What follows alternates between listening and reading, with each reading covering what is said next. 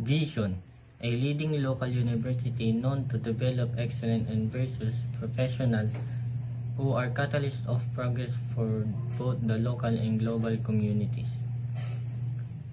Mission, University of Eastern Pangasinan is dedicated to producing highly competent and moral responsible Europeans through innovation, industry-focused education, sustainable research, and values-based curriculum. We commit to shaping ethical tribes, bringing our principles-centered culture, defining our values of makajos, marunong, and malinis. Core values, uprightness, excellence, and passion. And my networking advisor in last year is si Sir Jeric Bautista Bisido. And ang natutunan ko sa kanya is for networking 101 is networking fundamentals. Matututunan po dito ang basic networking concept like IP address, subnet mask, routers, and switches.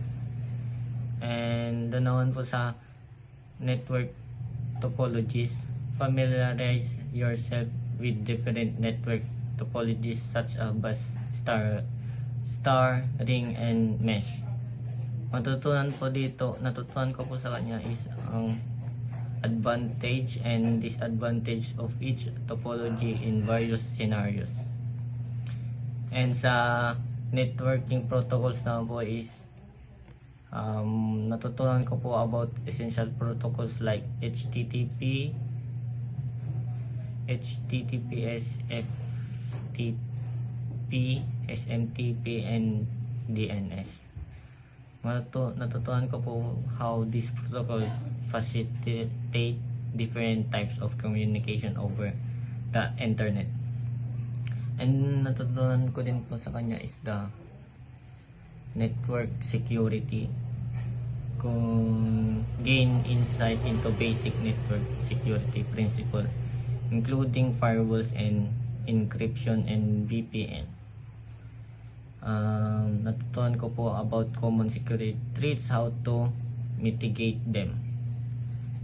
And sa cabling and hardware po is andito po yung mga different types ng network like Ethernet, Cat5e, Cat6, and fiber optic cable. Kung paano po siya matutunan kung paano siya properly connect and configure network hardware.